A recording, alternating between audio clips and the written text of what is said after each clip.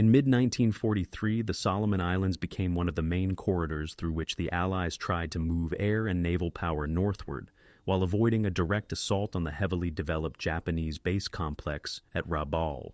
Under the broader framework of Operation Cartwheel, Allied advances in New Guinea and the Solomons were intended to tighten the ring around Rabaul by taking or neutralizing positions that could host airfields, radar, and PT boat bases, and by cutting Japanese barge and shipping routes that sustained dispersed garrisons.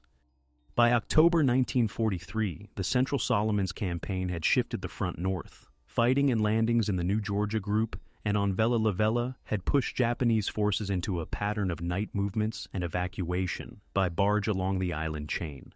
In this setting, Choiseul, a long, mountainous island south of Bougainville and near key sea lanes, mattered less as an immediate prize than as terrain that could enable surveillance and raids against traffic moving between the Central Solomons and Bougainville. Allied planners also recognized that actions on Choiseul could shape Japanese decisions about where to concentrate troops in the days before the planned landing at Empress Augusta Bay on Bougainville on the 1st of November, 1943. For Japan, the Northern Solomons were tied to the defense of Rabaul and the maintenance of internal lines of movement within the 8th Area Army's sphere. Japanese forces on and around Bougainville sought to protect airfields and anchorages, while also managing the flow of units and supplies under increasing Allied air pressure. On Choiseul itself, Allied intelligence and later reporting indicated a Japanese presence measured in several thousand men, with estimates ranging from roughly 4,000 to 5,000 to broader bands of 3,000 to 7,000, depending on what was counted as permanent garrison versus transient personnel moving by barge. The island also contained coastal points used for staging and replenishing barge traffic, which made it relevant to Japanese movement and withdrawal patterns in late 1943. Local conditions shaped what either side could do. Choiseul had been administered by Australia before the war, and by 1943 much of the island's population lived in small coastal and inland communities connected by narrow trails rather than roads. Coast-watching networks and reconnaissance depended on relationships with local guides who knew routes, landing points, and where Japanese parties were active. Allied planners drew on this human intelligence to judge where an amphibious landing might be feasible, which areas were likely to be watched, and how quickly Japanese forces could respond along the coast. At the operational level, the immediate precondition for the Choiseul action was a deliberate attempt to influence Japanese perceptions before Bougainville. At Guadalcanal, senior Allied commanders in the amphibious chain of command decided that a diversionary raid on Choiseul would be staged. Their guidance to the raiding commander emphasized making a visible demonstration and conducting reconnaissance relevant to a potential PT boat base. The operation order that assigned the codename Blissful was issued on October 22, 1943, with a landing area selected near Vosa village based on the Coastwatcher reporting, and the assumption that the beaches were usable and not strongly held. The unit chosen reflected Allied capabilities and constraints. The 1st Marine Parachute Regiment was in reserve at Vella La Vella, and its 2nd Parachute Battalion was tasked, despite being trained primarily for airborne employment, that the theater rarely supported with sufficient transport aircraft. The battalion's organization and weapons emphasized light automatic firepower and mobility. Rifle platoons built around small squads with Johnson light machine guns and semi-automatic rifles, and company-level 60mm mortars reinforced for the mission by additional communications and supporting weapons.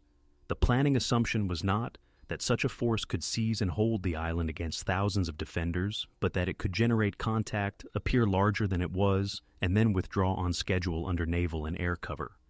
On 27 October 1943, the Choiseul diversion moved from planning into execution under the immediate command of Lieutenant Colonel Victor H. Krulak, commanding the 2nd Parachute Battalion, 1st Marine Parachute Regiment. His landing force totaled about 656 Marines, including roughly 30 officers and 626 enlisted men, reinforced with additional communications personnel, extra mortars and light machine guns from regimental weapons elements, and a small experimental rocket detachment. A naval officer with torpedo boat experience accompanied the battalion to assess potential sites for a PT boat base. 2 Royal Australian Navy coast-watching personnel, including Sub-Lieutenant Carden W. Seaton, and local guides were integrated into the movement and reconnaissance plan to compensate for limited maps, poor roads, and the need for reliable coastal and trail knowledge. The embarkation point was Vella La Vella, where the battalion loaded with equipment late on October 27th into 8 LCM landing craft. Offshore, the Marines and their loads were shifted quickly onto 4 high-speed transports: McKean, Crosby, Kilty, and Ward. The small convoy sailed in the evening with a destroyer escort, relying on radar navigation and strict light discipline to reach an unfamiliar shoreline at night. During the run north, at least 1 Japanese aircraft approached the formation and attacked, producing near misses but no disabling damage, reinforcing the assumption that Japanese aerial observation could still reach the route even under Allied air pressure. The landing was timed for shortly after midnight.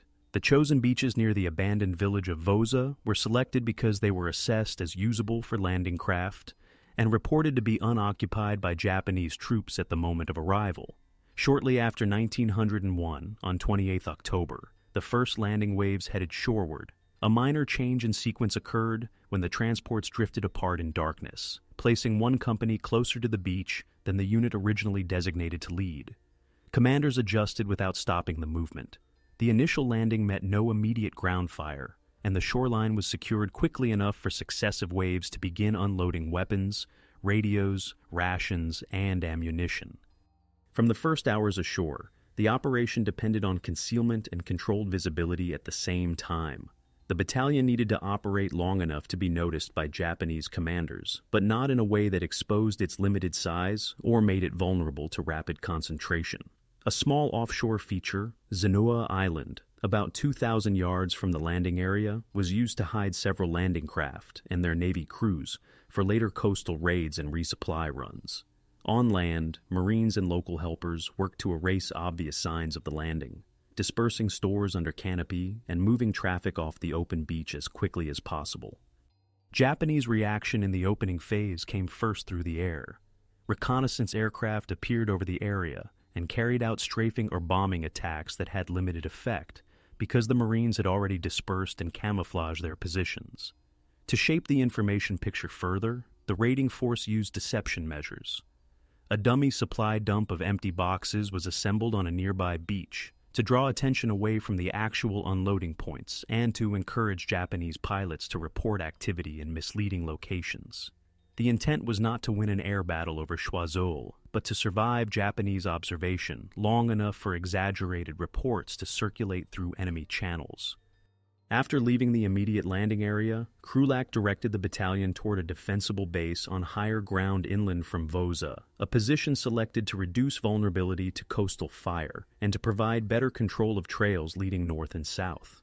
This base, established roughly 1,000 yards above the coast, became the central hub for command posts, medical care, radio links back to Vella La Vella and Guadalcanal, and the organization of patrols. Outposts were also established along the shore north and south of Vosa to provide early warning and to protect the narrow corridor between the beach and the inland camp. By daylight on 28 October, the battalion shifted from landing tasks to reconnaissance and screening. Patrols moved along the coast and onto the main trails to confirm the nearest Japanese concentrations, identified likely barge staging points, and locate sites that might support radar equipment or torpedo boat operations. Reports reaching Krulak indicated Japanese parties to the southeast around Sangigai, where barge activity was expected, and other elements farther to the north near river crossings and coastal track junctions. The opening phase therefore ended with a clear operational reality. The Marines held a small, concealed lodgment with limited heavy weapons, positioned between larger Japanese groupings that could converge if they confirmed the raiding force's true size, while the Japanese command had indications of a landing, but not yet a definitive measure of its strength, purpose, or intended duration. The Choiseul operation was planned as a supporting action within the Bougainville timetable, rather than as an attempt to capture and hold ground. In October 1943, South Pacific Headquarters under Admiral William F. Halsey coordinated a sequence: seizure of the Treasury Islands to place radar and staging facilities closer to Bougainville, followed by the main landing at Empress Augusta Bay. Within that sequence, the raid on Choiseul was intended to alter Japanese expectations about where the next Allied blow would fall, while keeping the primary objective and timing concealed until the Bougainville landing force was already ashore. At the operational level, amphibious responsibility for the Northern Solomons Plan sat with Rear Admiral Theodore S. Wilkinson as commander of the Amphibious Task Force for Bougainville. The ground component was organized under I Marine Amphibious Corps, commanded by Lieutenant General Alexander A. Vandegrift, with the 3rd Marine Division designated as the main assault formation for Bougainville and specialized units, including the 1st Marine Parachute Regiment, available for subsidiary tasks. The Choiseul raid was therefore designed to be small enough not to divert shipping, escorts, and air cover away from Bougainville, but active enough to force Japanese commanders to react to uncertain indicators. Allied planners defined success in informational terms, induced Japanese headquarters to treat Choiseul and the southern approaches to Bougainville as immediate invasion threats, and encouraged troop movements away from Empress Augusta Bay. The critical fact to conceal was the scale and location of the true landing. A reinforced battalion could not fight for sustained control against several thousand defenders, so the raid's logic required ambiguity. Planning guidance emphasized visible signs of a larger lodgment, aggressive patrolling over a wide frontage, and selective attacks on targets that would produce reports of invasion-like activity. Barge staging points, supply caches, and coastal outposts. Intelligence collection shaped the plan more than the plan shaped intelligence. The raiding battalion depended on coast watchers and local island networks to estimate Japanese strength and patterns of movement. Reports available to the planners suggested Japanese troop numbers on Choiseul in the low thousands, dispersed along the coast with particular activity between Choiseul Bay and the Sangigai area, and with additional elements moving through the island as part of the broader Japanese withdrawal and redistribution from the Central Solomons toward Bougainville. Because those estimates ranged widely, the plan assumed that the Marines might face anything from small outpost resistance to rapid concentration by a larger force, and that the margin for error would be measured in hours rather than days. Geography imposed the second major constraint. Coral reefs, narrow beaches, surf exposure, and steep coastal ground limited feasible landing points. The interior was dominated by rugged terrain and thick vegetation that slowed movement and complicated casualty evacuation and resupply. This was a primary reason the operation was limited to a single battalion. A larger force would have required a logistical footprint and shipping allocation that risked compromising the Bougainville schedule. Instead, the plan aimed for short duration and high mobility. Land, disperse, raid, and reconnoiter, then withdraw before Japanese forces could mass. The raid's mission set combined deception with practical reconnaissance. One task was to assess coastal sites for motor torpedo boats and supporting radar, because PT boats operating from forward bases could disrupt Japanese barge traffic along the island chain.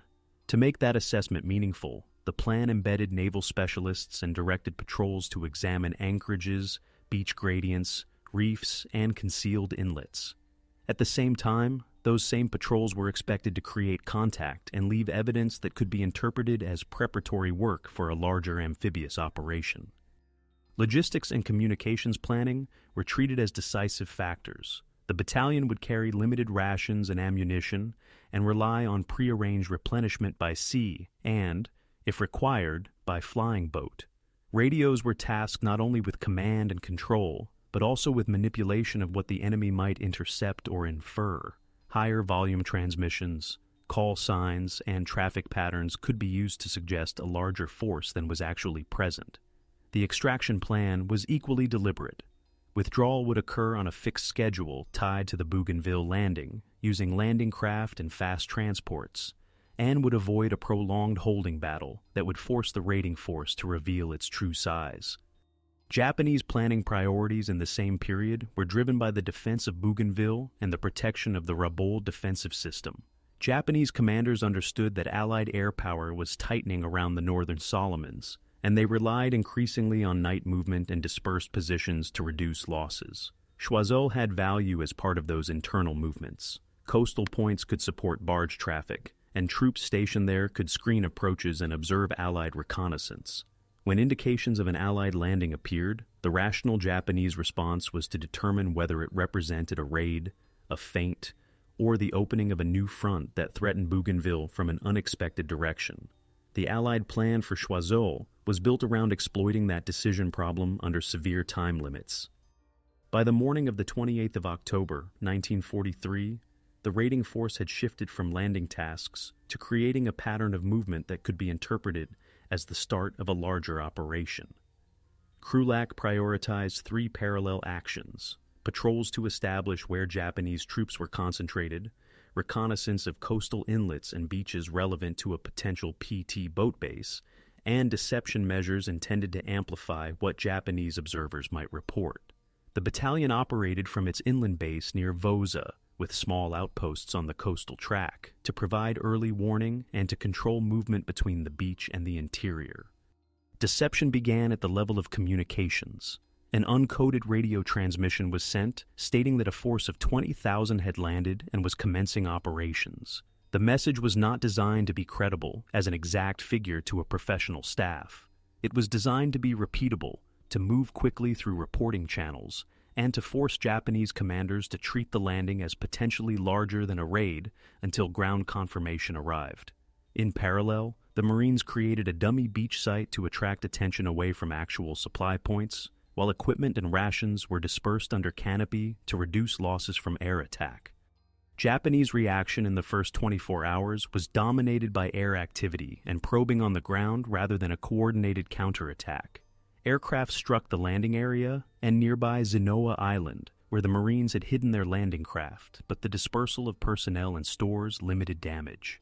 On the trails, Japanese sentries and small patrols made contact at the edges of the Marine perimeter, producing short exchanges of fire that confirmed to Krulak that Japanese elements were present within a few hours of marching distance, but not yet massed for an assault on the base. The first deliberate offensive action was planned against the Japanese barge base at Sangigai, a coastal point associated with supply storage and small craft movement.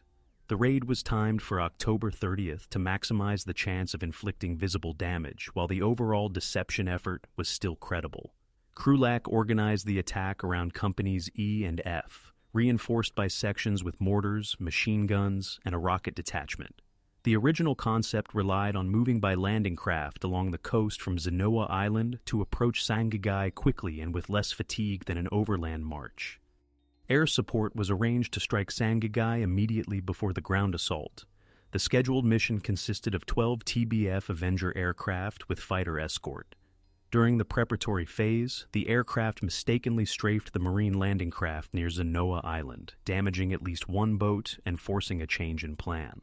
With coastal mobility reduced, the assault companies shifted to an overland approach guided by Seaton and local scouts, accepting a slower timetable and increased exposure on narrow trails. The air attack hit Sangigai around 6:10 on 30 October. As the Marine companies closed the area, Japanese sentries opened fire near Vagra around 1100, then withdrew toward the main position around Sangigai. Krulak split his force to attack from 2 directions. One company moved along the coast, bringing mortars and rockets into action against a Japanese-held ridge north of the village, while the second company attempted to gain higher ground inland to catch defenders moving away from the shoreline. Fighting intensified in the early afternoon. Around 1400, the coastal company pushed into the village after its supporting fire, while Japanese defenders pulled back inland and encountered the other Marine company positioned on high ground east of Sangigai near the Colombanara River. For roughly an hour, the engagement consisted of short advances and withdrawals under automatic fire, with Japanese groups attempting direct attacks to open a route of escape and the Marines trying to prevent a clean withdrawal into the interior. By late afternoon, surviving Japanese personnel scattered into the jungle. Reported losses from the Sangigai action were 72 Japanese killed. The Marine raiding force reported 4 killed and 12 wounded in the engagement, with Krulak among the wounded.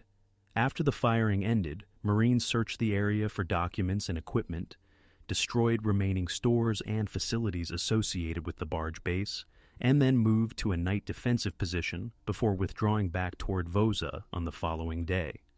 Operationally, Sangigai marked the transition from reconnaissance and deception into sustained contact. It demonstrated that the battalion could strike a coastal node and withdraw, but it also increased the likelihood that Japanese commanders would respond with deliberate ground movement toward the Voza base once they assessed the raid's footprint and direction of travel. After the Sangigai action, the raid entered a more constrained phase. The battalion returned to the Voza area with additional wounded, reduced coastal mobility after damage to some landing craft, and a higher likelihood that Japanese commanders would treat the landing as a localized threat that could be contained by ground movement rather than an invasion that required major redeployment.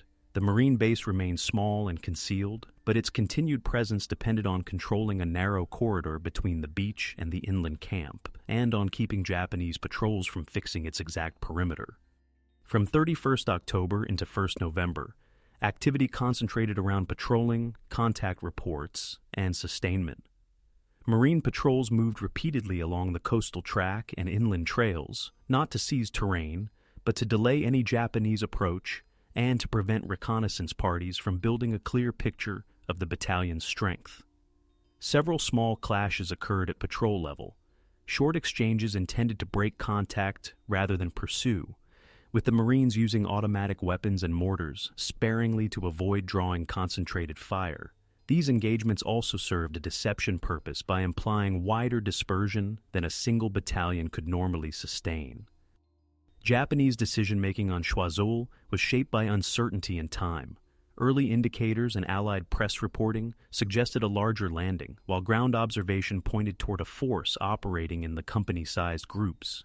Japanese commanders had to weigh two risks: stripping Bougainville or nearby islands prematurely if Choiseul proved only a diversion, or leaving Choiseul underdefended if it was an opening move against the Northern Solomons' approaches. As Allied landings began on Bougainville on November 1st, that dilemma narrowed. Choiseul's value became less about anticipating the next Allied landing and more about eliminating an enemy force that was interfering with barge movement and threatening coastal supply points. The operational pressure on the Marines increased even without a major assault on the Voza base. Japanese aircraft continued to search and attack the coastal zone, forcing dispersion and slowing unloading and movement. The battalion's medical and supply situation tightened. Wounded men and captured documents were evacuated by a PBY Catalina flying boat operating at night, and additional supplies were flown in, including food for local guides and carriers who were essential for movement and concealment. These flights reduced the burden on small craft, but also highlighted the raid's dependence on weather, sea conditions, and a narrow window of air superiority. Rations became a measurable constraint. The battalion had landed light by design, expecting a short operation tied to the Bougainville timetable. As days passed and patrol activity expanded, the daily ration scale dropped and fatigue increased. The raiding force could continue to patrol and raid, but its capacity to withstand a sustained siege or to evacuate large numbers of casualties over trails and reefs was limited. For local islanders assisting the Marines, the same constraints carried additional risk. Once Japanese forces returned to areas such as Sangigai and increased patrol activity near Voza, the possibility of reprisals or coercion against communities suspected of cooperation rose, even if individual incidents varied by unit and circumstance. By November 2nd, the situation had the structure of a developing crisis rather than a series of discrete firefights. Reports indicated growing Japanese movement from multiple directions, including from the Sangigai area and from points farther north along the coast. Krulak assessed that a strong attack could be expected within roughly 2 days, not necessarily as a single frontal assault, but as pressure on the battalion's flanks combined with attempts to cut the beach corridor and isolate the inland camp. In response, Marines intensified combat patrols and prepared controlled obstacles on likely approaches, intending to slow pursuit and preserve freedom of movement rather than defend fixed ground. At higher headquarters, the purpose of the raid was already being re-evaluated against the main effort at Bougainville. Once Allied forces were ashore at Empress Augusta Bay and holding the beachhead, Choiseul's diversionary value diminished, while the risk to a lightly equipped battalion remained. Late on November 2nd, messages between the Amphibious Corps headquarters and Krulak reflected this shift. The mission's primary deception effect was judge-achieved, and the remaining question became how to extract the force before Japanese convergence made withdrawal costly. The raid now faced its decisive tension, whether to remain long enough to sustain the impression of a larger presence, or to leave while movement was still possible under cover of darkness and naval screening. With the Bougainville landing set for November 1, 1943, the Choiseul force sought to sustain uncertainty by extending its activity beyond the Vosa perimeter. The battalion commander authorized a second thrust to the northwest coast, aimed at Choiseul Bay, where Japanese barge traffic and coastal facilities could generate the kind of reports associated with preparations for a larger landing. The detachment, drawn from Company G and led by Major Warner T. Bigger, embarked by landing craft and moved toward the Warrior River and the village area around Nukiki. The movement immediately exposed the limits of coastal navigation and the risks of operating with small radios and tight extraction windows. In shallow coral water near the Warrior River, the landing craft grounded short of shore, forcing the Marines to offload in the water and regroup on the bank. Inland, the party encountered swampy terrain that slowed progress and disrupted timing. With the planned raid schedule no longer compatible with a same-day pickup, the detachment halted overnight and attempted to send a message back to Vosa by dispatching a small team toward the river mouth to use a radio set there. On the morning that followed, contact near Nukiki demonstrated that Japanese forces were present in greater strength than early route reports had suggested. As boats approached to recover a small Marine element, Japanese fire opened from the shore. The Marines and the landing craft machine guns returned fire long enough to complete extraction.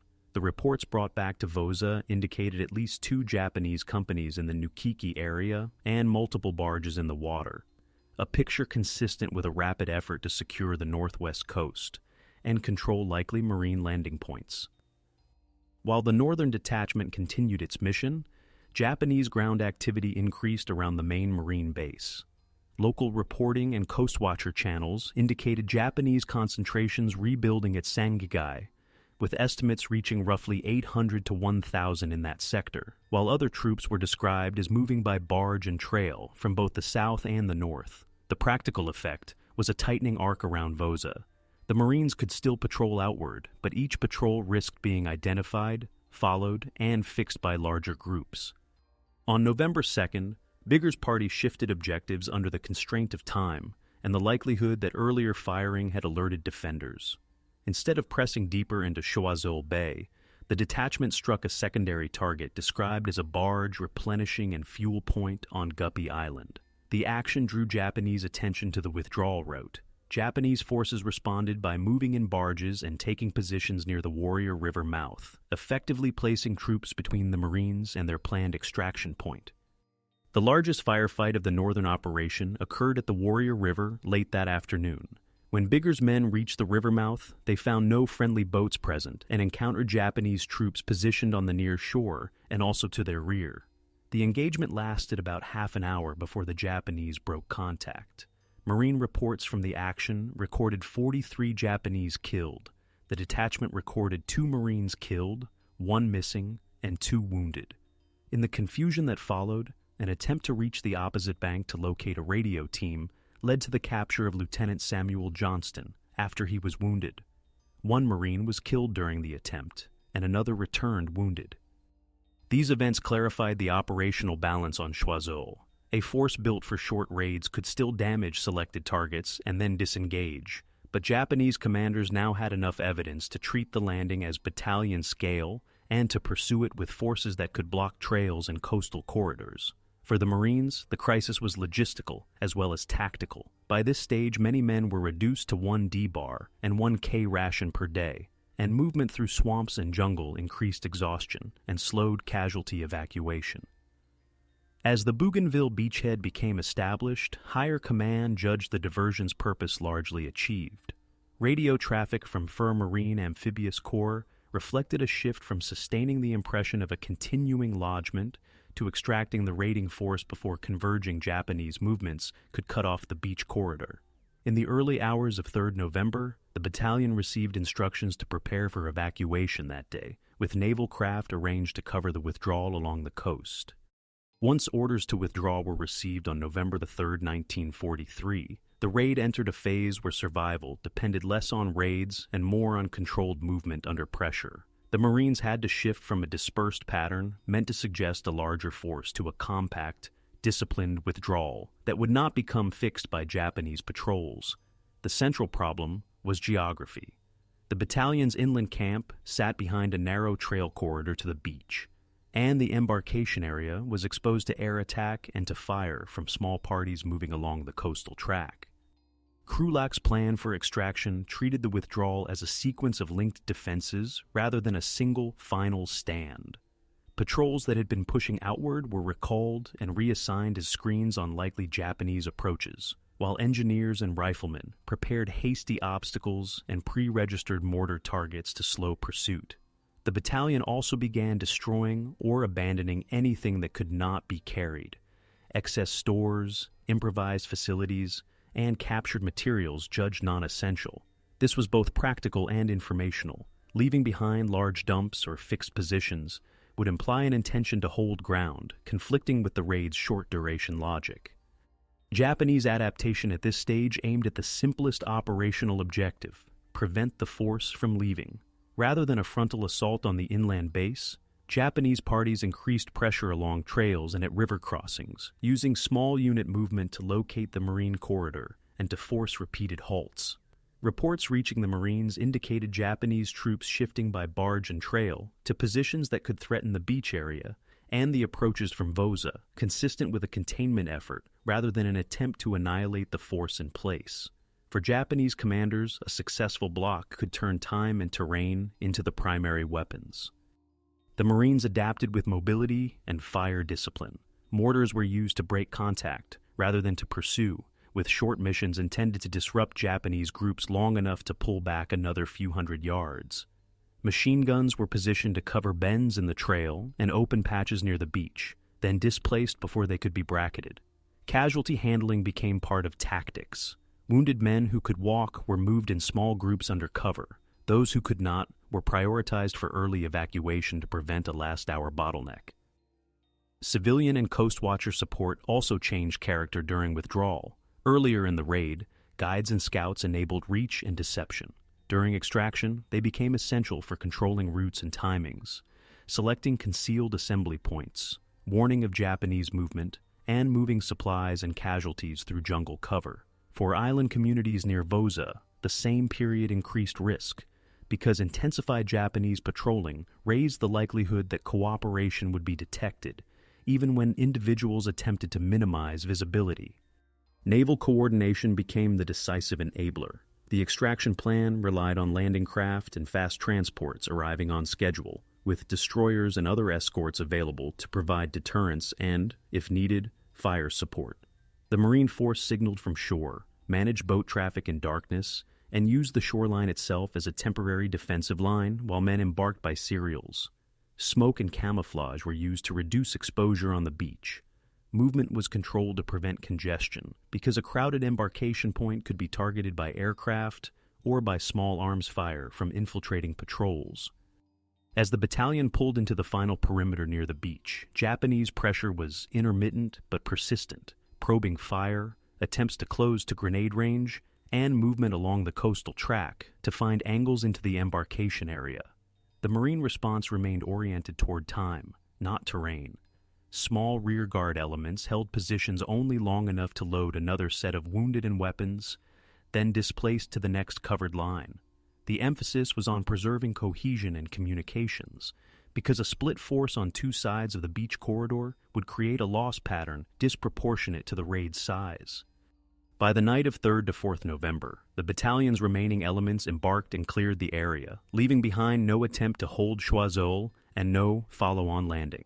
For the Marines, the withdrawal phase demonstrated that a raid of roughly battalion strength could operate for several days against a larger local garrison if it retained naval mobility and maintained deception long enough to control the timing of contact. For the Japanese, the same phase reinforced a countermeasure. Rapid small unit convergence on trail choke points and embarkation areas could turn a raid into a race against containment, even without committing a large, single counterattacking force. The momentum on Choiseul shifted when two separate clocks aligned. The Allied landing on Bougainville began on November 1, 1943, and Japanese forces on Choiseul began to act as if the Vosa lodgment was a finite target that could be contained rather than a precursor to a full-scale invasion. The raid had been designed to create ambiguity. Once the main Allied operation was visibly underway elsewhere, the value of maintaining that ambiguity declined, while the cost of remaining on Choiseul rose. From the Allied perspective, the turning point was not a single firefight, but a change in risk calculus. The raiding force had landed with about 656 Marines, organized to move light and to withdraw on schedule. Its ability to keep operating depended on naval mobility along the coast and on the assumption that Japanese reaction would be slowed by uncertainty. After November 1st, neither condition held as strongly. Japanese air searches continued, and ground observation increasingly indicated that the force was battalion-sized and operating from one principal base area, even if it patrolled widely. From the Japanese perspective, the same period clarified the problem. If the landing was not the main invasion, it could still disrupt barge traffic and threaten coastal nodes, but it did not justify a large redeployment that would weaken Bougainville. Containment became a logical response. Apply pressure with local troops, move by barge to block extraction points, and use patrols to find trail junctions and the beach corridor. This approach exploited Choiseul's geography. A force that depended on a narrow route between inland cover and an exposed beach could be forced into a race between embarkation and encirclement. The northern detachments fighting around the Warrior River on November 2nd made the shift visible in practical terms. A raid intended to hit targets and withdraw began encountering pre-positioned opposition at river mouths and along likely pickup points. Japanese troops were able to contest the shoreline with small unit fire and to use barges to move forces to the same coastal choke points the Marines needed for recovery. For the Marines, this was a warning that continued operations could produce a situation where boats arrived on schedule, but the shore was no longer controllable at the moment of embarkation. The capture of Lieutenant Samuel Johnston during the Warrior River episode further underlined how quickly the initiative could reverse. In a raid built around short engagements and clean disengagement, a single wounded and isolated officer turning into a prisoner was operationally minor in manpower terms, but it signaled that small separations, navigation friction, and delayed pickups could turn into irreversible losses once Japanese blocking positions were established. It also created an intelligence risk. A prisoner could be interrogated, even if he possessed limited knowledge beyond the battalion's immediate mission. Back at Vosa, signs of Japanese convergence accumulated rather than arriving as one decisive blow. Patrol contact increased, air activity remained persistent, and reports suggested stronger Japanese movement from the Sangigai sector and other coastal points. The Marines still controlled the immediate beach corridor, but every additional day increased the probability that Japanese troops would locate the corridor precisely, mass fire on it, or infiltrate to the beach area at the time of embarkation. In effect, the raid's center of gravity moved from destroying targets to preserving freedom of movement. Higher command decisions translated that reality into orders. Once Allied forces were ashore at Empress Augusta Bay and holding the beachhead, the diversion's strategic purpose was judged achieved. Japanese attention had been drawn southward and westward at the moment the main landing occurred. Continuing to hold a small lodgment on Choiseul no longer promised a proportional strategic gain. The operation therefore pivoted from sustain the impression of a larger presence to extract the force before containment becomes decisive. For Japanese commanders, the same pivot could be inferred from Marine behavior. Reduced defensive activity, recall of patrols, and a tightening defensive posture around the beach corridor would be consistent with preparations to leave. That created an incentive to accelerate blocking actions rather than to seek a costly direct assault against an inland base. The turning point was therefore reciprocal. Allied command moved toward evacuation because Japanese containment was becoming more effective, and Japanese containment became more urgent because an evacuation attempt would concentrate Marines at predictable places and times. By the night of 3rd to 4th November, the initiative had fully shifted to the problem of timing. The raid's outcome would be decided less by who held ground during daylight patrol contacts, and more by whether the Marines could embark in darkness before Japanese forces could close the beach corridor. The campaign's critical decision was thus the choice to end the operation while movement was still possible, marking the moment when the raid ceased to be an active deception tool and became a withdrawal under pressure. The withdrawal from Choiseul ended combat activity not through a surrender or a decisive field defeat, but through the completion of a timed extraction under increasing Japanese pressure. On 3rd November 1943, the Marine force contracted from its inland base toward the Vosa beach corridor in a series of controlled displacements, using small rear guards and preplanned mortar fires to break contact rather than hold fixed positions. The immediate objective was to prevent Japanese patrols from reaching the embarkation points in strength during the hours when landing craft had to come close to shore. Embarkation was organized by serials, prioritizing wounded, radios, and crew-served weapons. Material that could not be carried was destroyed or abandoned to avoid leaving intact stocks behind. The movement concentrated men into predictable spaces and timings, which increased the risk from air attack and from infiltration along the coastal track. The extraction therefore depended on discipline at the shoreline, maintaining spacing, limiting light and noise, and keeping rear guards in place only long enough to load each wave.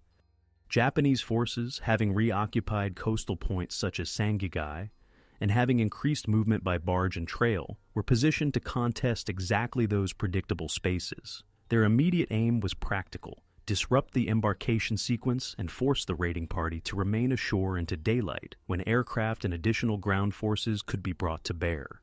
In the final days, Japanese actions were characterized more by patrol-level pressure, blocking attempts, and fire at likely pickup sites than by a single massed assault on the Marine base area. Naval mobility ultimately determined the outcome.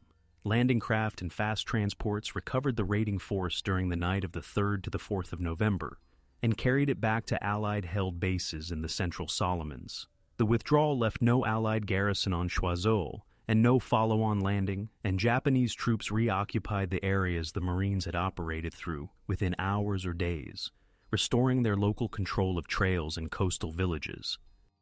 The immediate human cost was measurable but small relative to larger Solomon Islands operations, and reported figures vary by source and counting method. Marine losses are commonly given as 15 wounded, with killed reported in a range from 9 to 13, and missing reported as 1 to 2. Japanese losses reported for the raid are often summarized as about 143 killed, concentrated in the Sangigai fight and the Warrior River engagements, and the raid also included the destruction of supply stocks and damage to barge facilities, with at least 2 barges reported sunk and additional equipment destroyed in place. Beyond casualties, the raid produced immediate operational consequences in intelligence and logistics. Marines recovered documents and charts from Sangigai and other sites, including material relevant to coastal navigation and Japanese barge routes around Bougainville and nearby islands. They also destroyed or damaged stores that supported small craft movement, fuel, repair parts, communications equipment, and cash supplies. For Japanese local commanders, this meant a short-term disruption and the need to reconstitute barge support functions and security detachments along the coast, even if the island itself remained under Japanese control after the Marines departed. For Choiseul Islanders, the aftermath was shaped by exposure and uncertainty. Local guides and communities had assisted Marine movement and concealment, and Japanese reoccupation brought the likelihood of intensified searches, interrogations, and coercive efforts to identify collaborators or to deter future cooperation with coast-watching networks. The scale and form of reprisals could differ by unit and circumstance, but the structural risk to civilians increased because the raid had occurred near inhabited coastal zones and relied on local knowledge to function. In Allied headquarters, the raid was assessed primarily against its intended purpose, creating uncertainty during the launch of the Bougainville operation.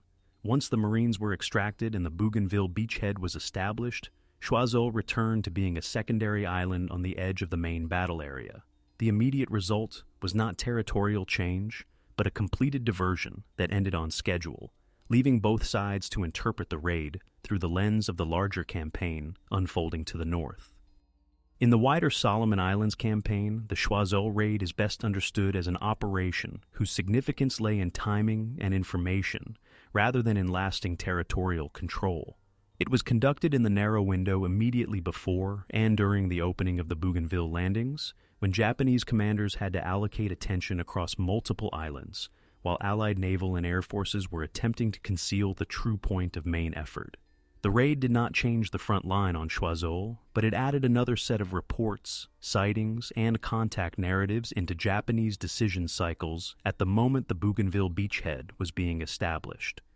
At the operational level, the raid contributed to a recurring Allied method in the South Pacific by 1943, using small amphibious forces to create uncertainty, destroy selected coastal nodes, and collect reconnaissance without committing to occupation. Choiseul demonstrated both the utility and the limits of that method. A battalion-sized landing could generate visible effects and then withdraw, but once the defender recognized the scale and identified likely extraction points, containment became feasible with local forces moving by trail and barge. This interaction shaped later planning for similar actions. Raids were most effective when tightly tied to a larger operation, and when withdrawal options were not dependent on a single corridor and a small number of pickup sites. The raid also sits within the history of specialized Marine formations. The 1st Marine Parachute Regiment and its battalions were among units created for airborne concepts that the Pacific Theater rarely supported at scale, given aircraft availability and the risk of dispersal over jungle terrain. Choiseul used parachute-trained troops as elite light infantry in an amphibious raid, illustrating how doctrine and organization were adapted to theater realities. The later reduction and reorganization of Marine parachute units reflected broader manpower and force structure decisions across the Corps, rather than Choiseul alone, but Choiseul remained one of the more documented combat uses of those battalions in their intended raiding role. Technically, the operation informed Allied thinking about forward small craft warfare. One motive was to evaluate sites for PT boat operations and associated radar support to interdict Japanese barge traffic. Choiseul showed that suitable inlets and beaches were only one part of feasibility. Security, supply, and the ability to protect small craft from air attack mattered as much as the shoreline itself. In practice, PT boat pressure in the northern Solomons increasingly depended on a network of bases and on air superiority rather than on a single exposed point. For Japan, the raid reinforced the value of decentralized mobile responses under air threat. Rapid patrol convergence, use of barges to shift forces along the coast, and blocking likely embarkation areas instead of attempting a decisive engagement inland. These methods were consistent with the larger pattern of Japanese operations in late 1943 and 1944, when sustaining garrisons and delaying Allied advances often depended on night movement and dispersed security rather than on large daylight maneuver. For civilians on Choiseul, the long-term significance was different. The raid relied on coast-watching links and local guides, meaning that military activity was interwoven with village geography, labor, and knowledge of trails and coastlines. After the Marines departed, Japanese reoccupation increased the risk environment for people suspected of cooperation. The effects were not uniform across the island, but the structural reality remained. Once a community became associated with intelligence and guidance for an external force, it faced heightened scrutiny during subsequent searches and patrols. In historical memory, Choiseul has remained a secondary episode compared with New Georgia, Vella La Vella, and Bougainville, largely because it was brief and did not result in a permanent change of control. Its documentation, however, provides a clear case study for how mid-war amphibious forces integrated intelligence networks, deception signals, and limited logistics to achieve a time-bound purpose. Debates about its effectiveness therefore tend to center on interpretation rather than on disputed outcomes. Whether Japanese movements were meaningfully redirected at the decisive moment, and how much operational risk was justified to create that uncertainty,